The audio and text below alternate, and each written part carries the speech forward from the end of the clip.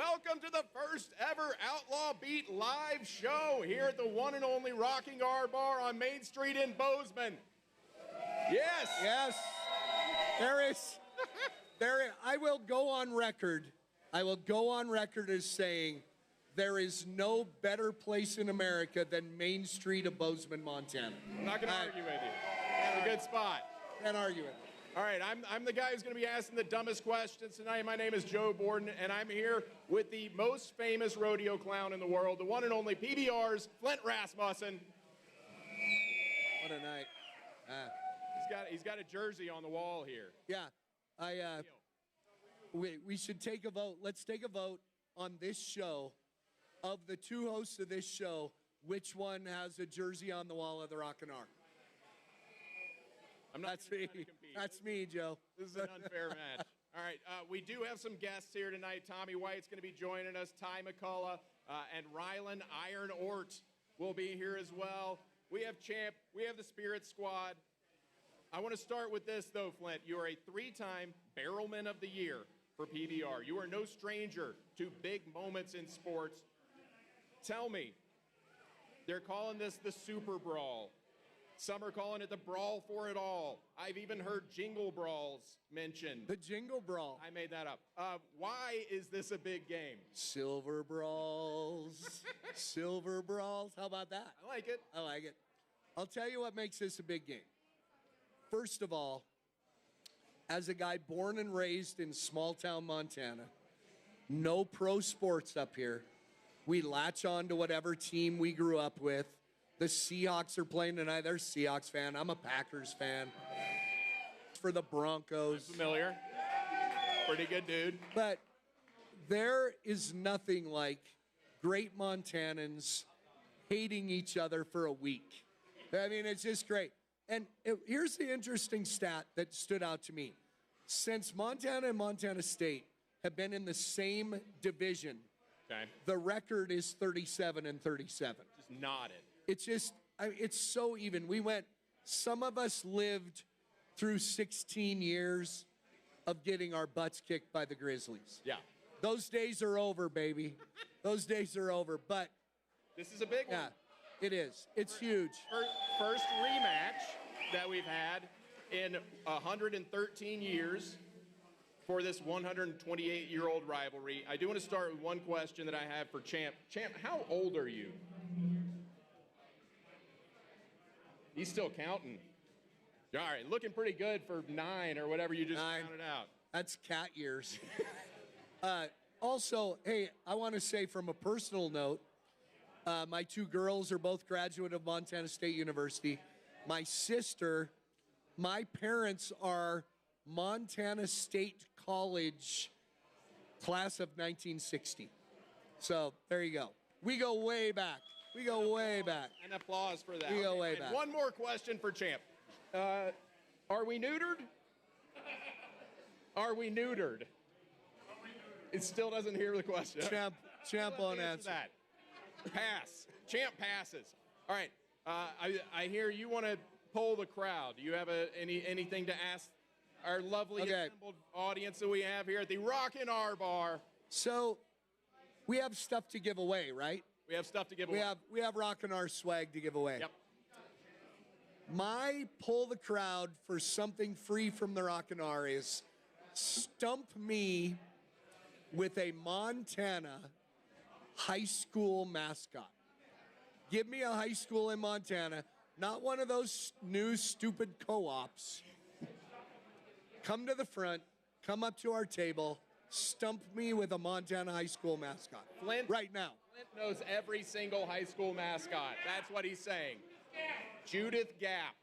Oh, crap. It's a cat. It's either a lion or a tiger. It is a tiger. Very nice. That's impressive. There's one. Grass range. Now, you got to go with grass range. You can't go with this win at grass range. It's the Rangers, right? That's a tough one. That's a tough one. Yes, by the way, win at grass range, who I believe were the state runner-ups in the 6-man football, have a kid that has committed and signed to play for the MSU Bobcats. Very nice. 6-man football player. All right.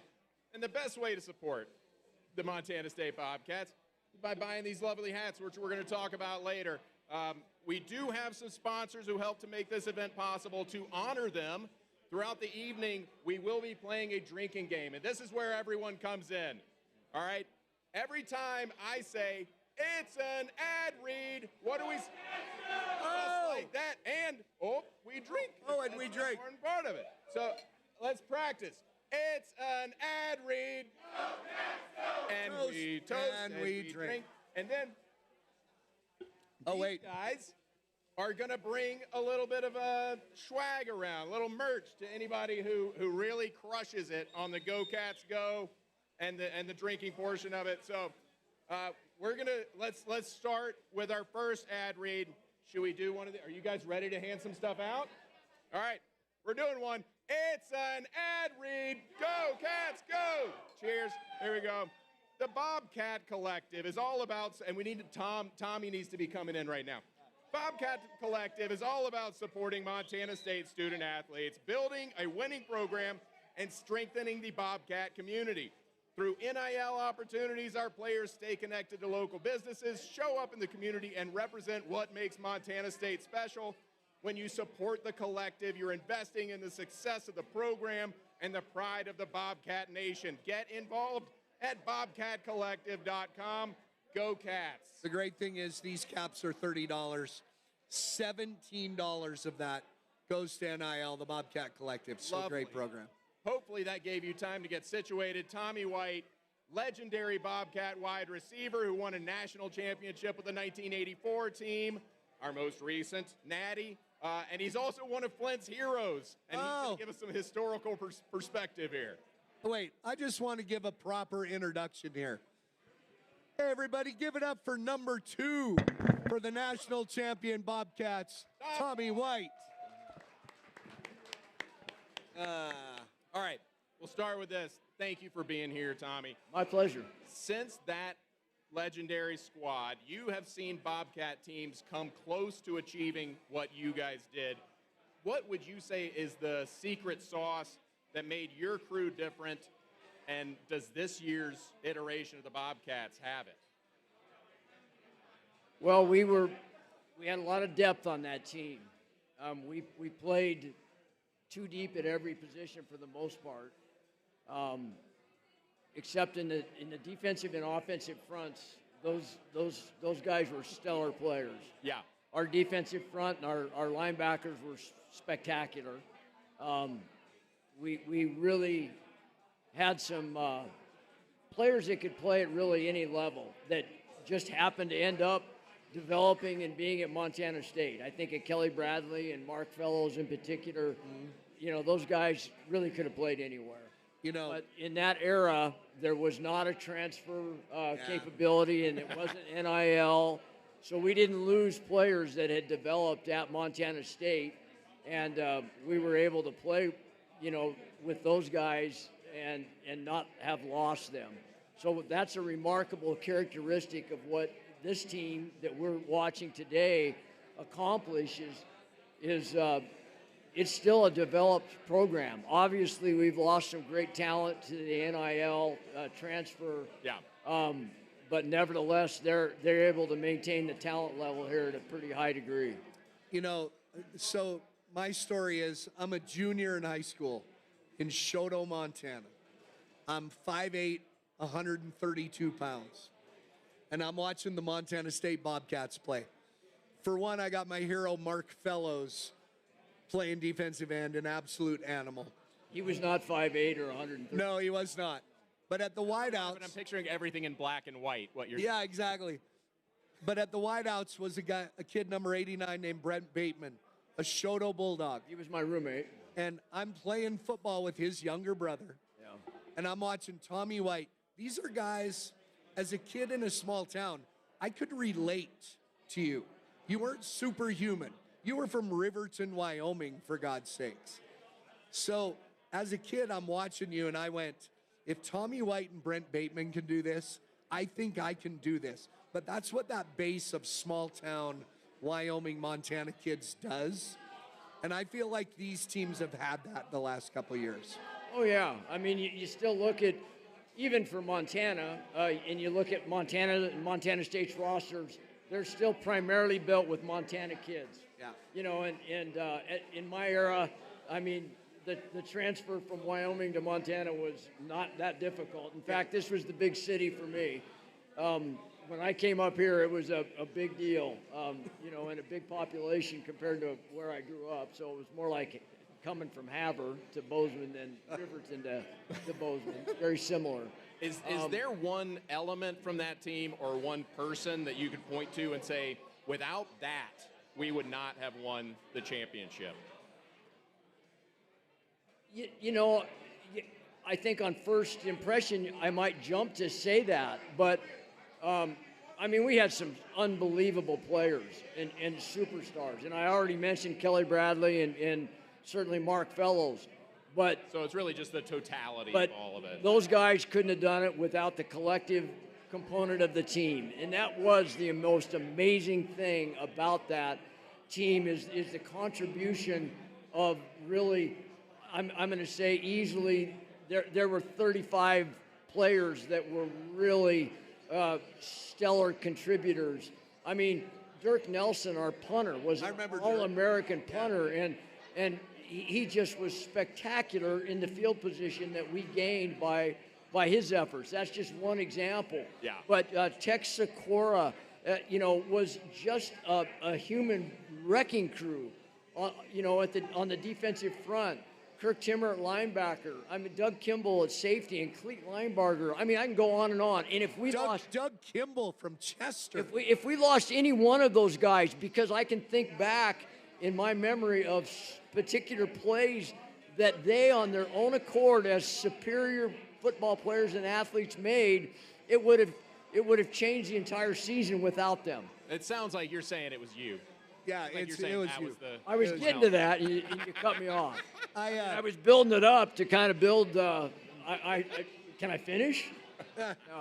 So I do got to say, in my years spent having some great conversations with Big Mark Fellows, who looks like he could still play. Yeah.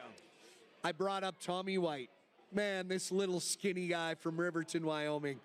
And Mark Fellows said, that was the cockiest little fart I've ever played with. Not true. Not true. Not true. No truth to that at all. Tell me about how the Cat-Griz rivalry was in that year versus how it is now. I think back, and it was really no different. It's the same intensity. The intensity of it was. Give me a story from '84. Pardon me? Give me a story from your playing days. Yeah, I mean, I remember the games in Missoula more than I do here because you played, you know, I played 40 games in Bozeman, you know, throughout all the seasons, but I only played twice in Missoula. Those stick out. Those Cat-Griz games, so they really stick out. Now, mind you, they were at the old Dorn Blazer Stadium. I remember my freshman year, it was. There were still, I don't know, Dorn Blazer, there was a lot of stand-around room. It was not the stadium that they enjoy today by any means. There was some cow pasture effect to it. Yeah. But, so there was a lot of closeness and proximity to the field by the Missoula, by the Montana crowd. Literally, and I'm not exaggerating, I'm lined up at the wide receiver spot, and we're going in to score. We're on the 5-yard line, and they're literally they're throwing stuff at you. I'm gonna keep the names out of this because it's just unbelievable to think that this would happen. But this was in 1984 when I'm trying to remember. I think Rodney Holland made an interception. And the play is going away, and Kenny Lang, an outside linebacker playing for us, is looking to the center of the field. He's on the sideline, and one of the coaches for Montana stepped onto the field and shivered Kenny with his shoulder while the game's on. During the play. It's unbelievable. And so Kenny's head is tracked to the middle of the field. The coach steps off and gives Kenny a shot. And nobody saw it. Well, a lot of people saw it, but it wasn't The important people didn't see it. No, it was So- like, think of that happening today. It was crazy. Wait. Yeah, it was a little more unhinged than even today. All right. Well, that actually, I like to hear that because I have felt like the last few years it's got almost not very fun, but I think that's been created by social media. It's given people a voice. It's made it all visible to us. Yeah. But it was happening then just as bad or worse. Well, yeah, than it the was. microscope has just gotten a greater aperture now, so a lot of the crazy stuff, I'm not necessarily saying it was good, but a lot of the crazy stuff that happened back then you just can't get away with. Neither good nor bad, really. Tommy, I want to thank you for being instrumental in setting up the NIL collective, the Bobcat collective. I don't want to take any credit for that, but You were one of the big initial guys to do that. These hats are for sale here at Rockin' R. You can buy these for $30, and every time you buy one of these, $17 of that goes directly to the Bobcat collective. This is something we should all be doing to support the team.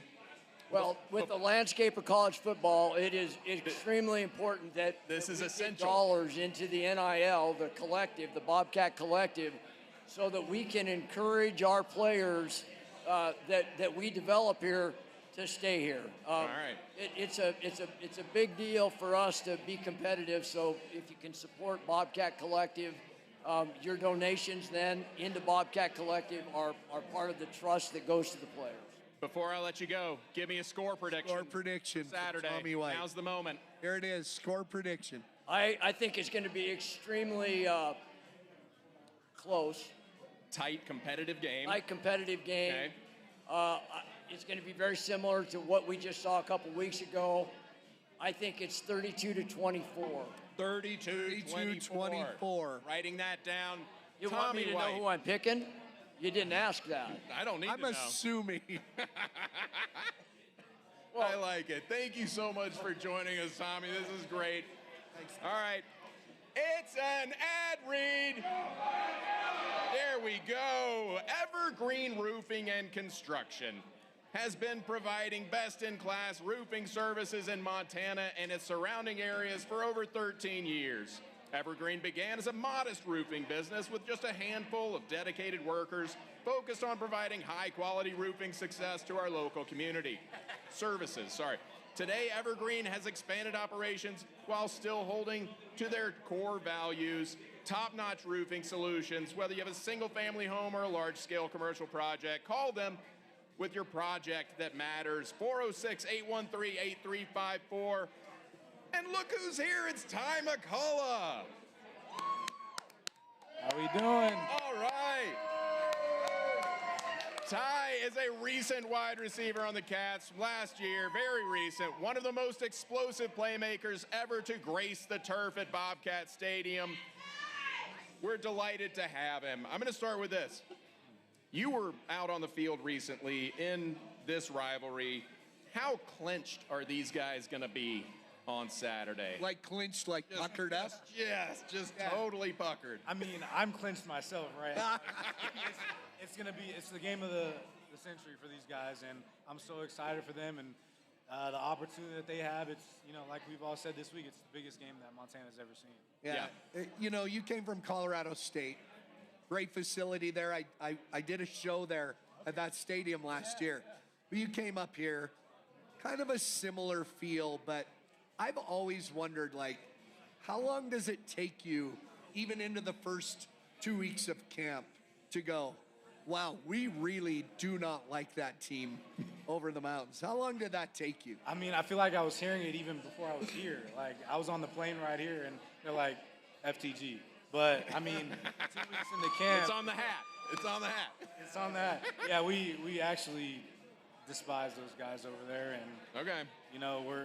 this week, I say we're as like I'm still on the team, but You are. we're going to prove You it. are. Yeah. There's really bad blood. It's not like we're all handshaking, chummy, and then as soon as the whistle blows. Yeah, I mean, it's one thing to talk about it and to actually live it. I mean, my first Brawl of the Wild was in Missoula, 2023, and I remember vividly, I'm lining up and I see a fruit roll-up thrown right at my foot on the 25-yard line. I'm like, I'm looking at the ref like, what are we doing? A fruit roll-up? Fruit roll-up. Did I pick it up? No, but I thought about it. What? Do you remember what flavor it was? I do not. Damn it, man. Hey, were you ever, watching you play, the thing that stood out to me about you was 0 to 60 and that fast. Yeah. I mean, never knew how truly fast you were. You were football fast. Were you ever a come back to the huddle and say, damn it, I'm open. Throw me the ball. Were you that guy? No, I never was that guy. I mean, I spoke a lot to it in interviews that I've done in the past. It's whatever is deemed the right play at that time. And I think the receivers have done a good job of that this year, just not demanding the ball. It's whatever the offensive coordinator deems as such. Are there situations, though, where you're out there, you see something, and you either nudge the quarterback, maybe their coordinator, and go, hey, this he's giving me a lot of cushion? Yeah, I never nudged Tommy at all. Tommy's got too much to deal with as a quarterback. Tommy knew. Yeah, Tommy usually knows before I know.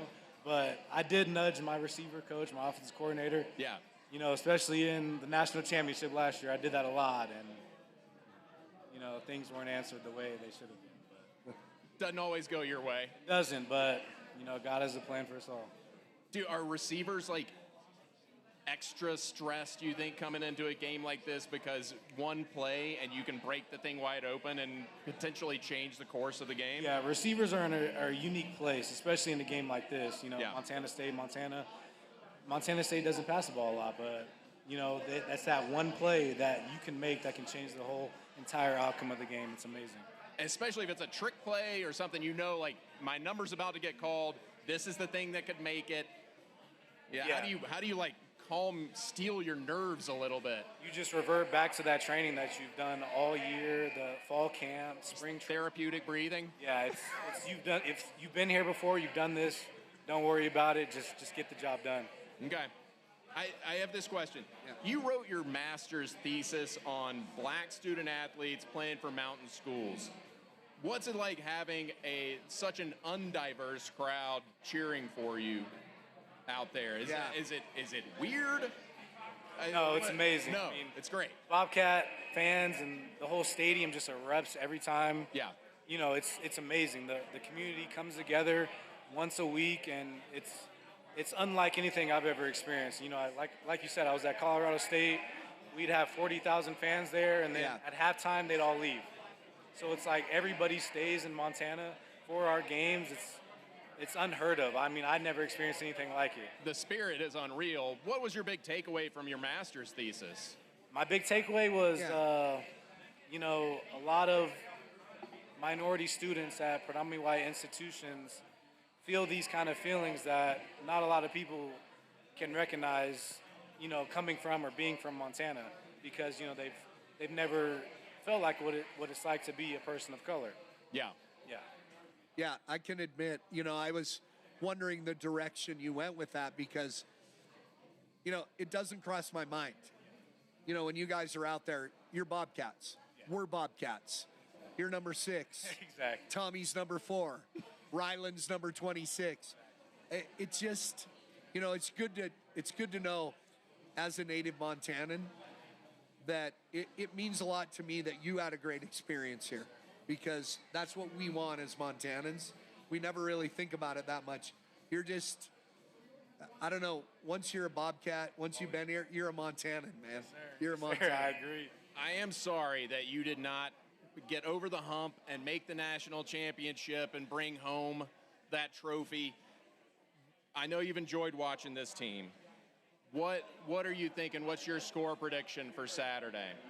This team has been great. I mean, defense has been lights out all season. Receivers, I'm a receiver guy. They've stepped up tremendously this year, and it's been really good to see. I think it's going to be another close one. I think it'll be 7-point difference. So 24 plus 7. I'm not a math major. 24 minus 7? 24 minus or Who's plus? got 24? 31. 31. 24. Bobcats taking 31, it. 24. Ty's prediction. Yeah. Outstanding, Ty. Thank you so much. Ty McCullough. All right.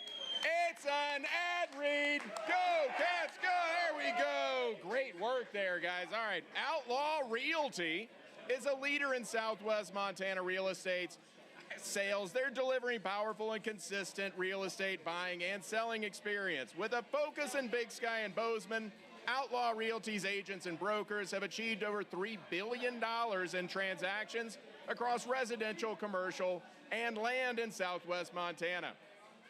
Outlaw Realty is part of the Outlaw Partners family of brands, providing buyers and sellers strategic access to Southwest Montana's largest media, marketing, and events network. The company's website is the leading real estate platform for Southwest Montana, which offers premium visibility and reach for the property listings. All right. And look who's here in the meantime while I was doing that ad read. It's Rylan Iron Ort. Thank you for being here. This is the old Big Sky safety, played last season. He hails from Missoula. He helped lead the Bobcat defense through an undefeated season. Thank you very much for joining us. Thank you for having me. Rylan. All right, if the Cats win Saturday, will you ever be able to go back to Missoula? Oh, I'm going to walk tall and proud. And there what do you mean? I'm going to be walking all over that place. Which city is more intense in this rivalry? Yeah, good question. Bozeman, I'd say. Bozeman, I mean, okay. I haven't spent a whole ton of time over there since 2018 during the rivalry, but yeah, Bozeman's got way more support. There we I go. guarantee this isn't going on in Missoula right now. So Wait, but okay, let's twist it another way. I see great spirit. Hey, listen, let's be honest. yeah, Two great teams, yep. two great fan bases. Which fan base is more anti the other? I've always been a cheer for my team unapologetically, respect my opponent. Yeah. Which school is more negative, if you know what I mean? More obsessed is what it sounds like you're saying. Right. I would say them.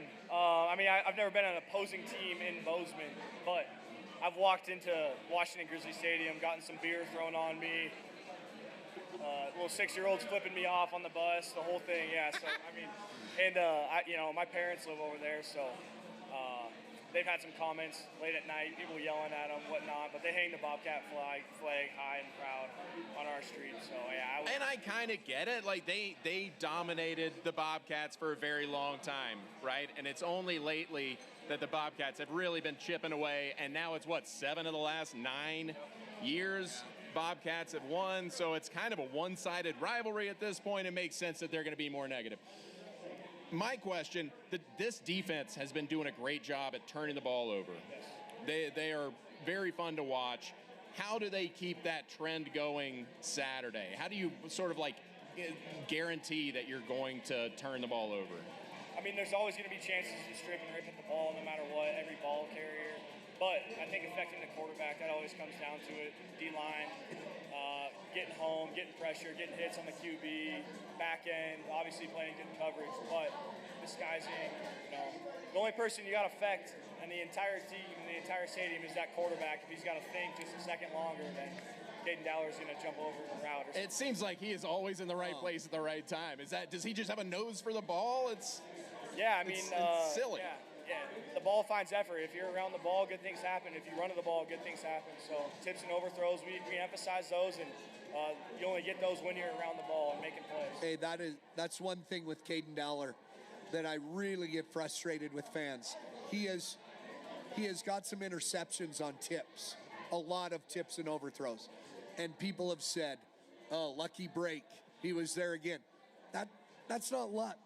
If you put your place in the place you're supposed to be playing, you will get the tips and overthrows. Yes, I mean, people want to complain about him being in the right place or being lucky, but when it comes down to it, everybody's just got to do their 111. So if somebody is out there trying to make too much happen, then they're going to get exposed. But if everyone's doing their 111, I mean, somebody's going to have to make the play, and maybe it comes to one guy more than not. But he's doing his 111, so he's doing his job. Is it the equivalent of a right fielder shading to center, and all of a sudden, boom, it's a fly ball, and he doesn't have to take a step. It just comes right to him, but it's because he's done his homework. He knows exactly where to be. I was going to say, I mean, it does come down to a lot of preparation, too. Like, he's recognizing stuff. He's seeing things. He knows the weakness in the coverage or whatever we're playing. I mean, I think about the pick in Missoula. We got one-on-one, Michael Wortham on Cole Taylor. Like, on paper, not a great matchup. Cole Taylor has a great rep and man coverage. Caden shading over there. Like, he's not there by accident. He's there on purpose. Yeah, great point. I want to bring up something that most people won't see and hear about. Last year, after the national championship, we all went down on the field. And Rylan here never took his helmet off. He was down on the field with his helmet on.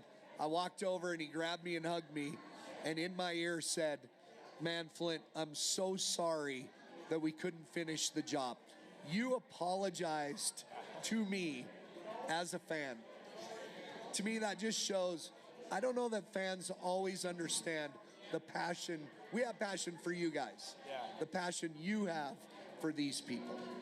Yeah, I mean, when you got 20,000+ people coming out supporting you every game in Bozeman, plus when you play in Frisco last year, and I don't know how many people were there. It was loud the whole game, so much support. I mean, not just cheering us on, but doing other things for us in the offseason, feeding us, you know, supporting us, quarterback club, Bobcat club, everything. I mean, we can only be appreciative for everything that they give to us. And, you know, we want to play for our brothers and our teammates, but we're also playing for the fans, city of Bozeman, state of Montana. You can't apologize for losing. Like, at the end of the season, only one team wins. That means every other team has to lose. Yep. Right? To get to that point. Yep. So you can't apologize. No, I think it was in the moment thing. I mean, at that when you stage. look back, it's how it goes. But in the moment, a lot of emotions rolling through at that point. But So, Rylan, you have played in semifinal games, and you have played in Cat-Griz games, but you have never played in a semifinal Cat-Griz game. How quickly will we know which team came to play? What are you going to be watching for? Well, I think the first drive of the game, especially in Cat-Griz games, is always a big deal as far as momentum goes. Just setting I think the tone. I think about the two times I played in Missoula, 21 and 23. We had opportunities to get off the field on that first drive of the game, kind of grab some momentum. They convert a few third downs. I think in 23 they got a couple third downs, a big play. They fumble the ball. We don't get on it. They ended up scoring. Now it's like that stadium's on you. Then I think of in 2024, our offense has like a 8 minute long drive, goes in, punches the ball in the end zone. The stadium's going crazy. Like, their offense is about to come out. The defense is feeling good about themselves. And then even this past year, our offense comes out. We get 3 points on the board, sustained a drive, converted some third downs, didn't let the noise affect us. So I just think that first drive of the game is Little things. It's those little breaks. Yeah. It does sound like whatever the first big play is, whichever direction it goes, will go a long way towards setting that momentum. It's a long ways. It doesn't decide the game, but yeah, it's a long ways. Okay. Uphill battle if you don't win that first. Yeah, a little bit. I mean, it like Flint said, little things. Like, if you can flip the field, all right, like in both times I was over there, it's like we couldn't flip the field. We're playing on our 50 the whole time. So it's like, I mean, games like this, when you're playing good teams, hostile environments, field position, not turning the ball over, taking care of the ball, so these little things matter. All right. You know the DNA of this team. What's your score prediction for Saturday? Score prediction, Rylan Ort. I'm going to give it 38-31 Bobcats. There you go. Everybody's saying it's going to be close. All right. Rylan, thank you very much for joining us. It was very interesting talking to you. I do appreciate it. All right. It's an ad read. I love it. You guys are doing great. Thank you very much. Blackfoot Communications.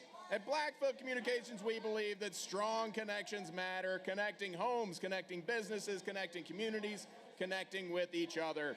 Utilizing the latest technology. Headquartered in Missoula, interesting, Montana, and named after the Blackfoot River, we have more than 70 years of history in creating strong connections. Connections create possibilities with Blackfoot Communications. Is it just us? I think it's just us now. Just us. I mean, do we have anybody else? I don't think so. All right. We can do it. Before we get out of here and get to Flint's score prediction, I have a little segment called Rodeo Clown Takedown. that I need Flint's help with. Normally, a rodeo clown's job is to keep the whole crowd optimistic. Well, not tonight. We've written Flint some roast jokes and that he is going to now perform for our opponents. Okay. Take it away, rodeo clown Flint Rasmussen. For everyone that can hear me, I have a couple. I'm not a big basher, but I have some bashing. You better be tonight. Here it is, rodeo clown takedown lines. I'm gonna put on my collective hat. First of all, we played back in November. The Grizzlies got waxed at home, which happens to a lot of dudes in Missoula. Oh. There you go. Nicely done, Flint. I wrote some of my own. Let's hear them. First of all, the Montana State rodeo team always beats the University of Montana rodeo team because for the U of M rodeo team, those spurs are hard to get to stay on those sandals they're wearing. Telling you. I always liked, I'm doing my best here. You're holding strong, Flint. I always loved going to Seattle, spending time in the Pacific Northwest, and I see all my graduate friends from Montana State that are out there and living there because they work for Boeing, and love seeing my UM graduate friends who work for Starbucks. So great to see them. And finally, I'm so tired of hearing that Bozeman is full of fake cowboys. Oh, look at Bozeman. It's full of fake cowboys. First of all, my girls are national champions on the rodeo team at Montana State. That's right. Second of all, as a guy that's in Bozeman right now, I say this to the people of Missoula, Montana. I put my pants on one leg at a time, just like you do. I just hold mine up with gold buckles. That's what I say. That is a real cowboy right there, Flint Rasmussen. That's right. All right, good roast jokes. And aren't we all glad that this game is being played in Bozeman? Because I heard the teams talked about meeting in the middle and playing this game in Butte, but that would mean that nobody wins. Nobody wins. Hey, all right. Hey, I will say this game for many years was played in Butte, Montana. It makes sense. At Naranchi Stadium, yeah. Saves everybody a little bit of a commute. All right, yeah. Before we get out, this is the time we all waited for. It's an ad read. It's not really an ad read. It's Flint's score prediction. All right, tell me, Flint, what are you expecting this game to be like? How does it all go down and end? I'm going to tell everybody. It's great to be doing this since I got screwed out of being the celebrity guest picker on game day a couple years ago. Real shame. Hey, we were going to do a score pick, but Nick Faldo wasn't available. All right, here we go. So the first Bobcat Grizzly game this year, I picked the Bobcats 31-27, and it was 31-28. Ooh, all right. I think track record is good. Hey, listen. Reality is these are two great teams. The Bobcats are going to have to play really well to beat the Grizzlies. On the other end, the Grizzlies are going to have to play really well to beat the Bobcats. I'm going Bobcats 34, Grizzlies 31. All right.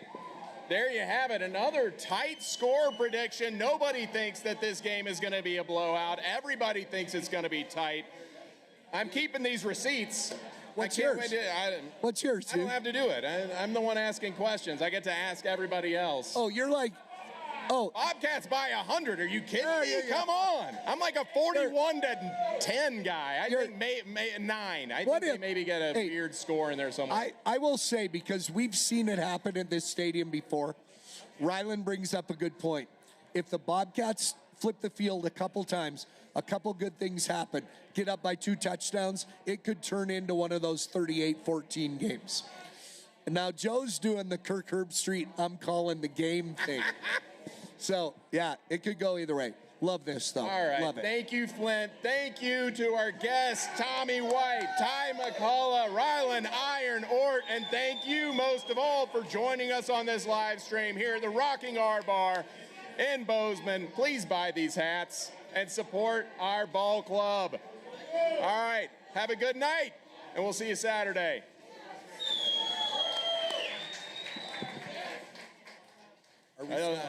Am I still on?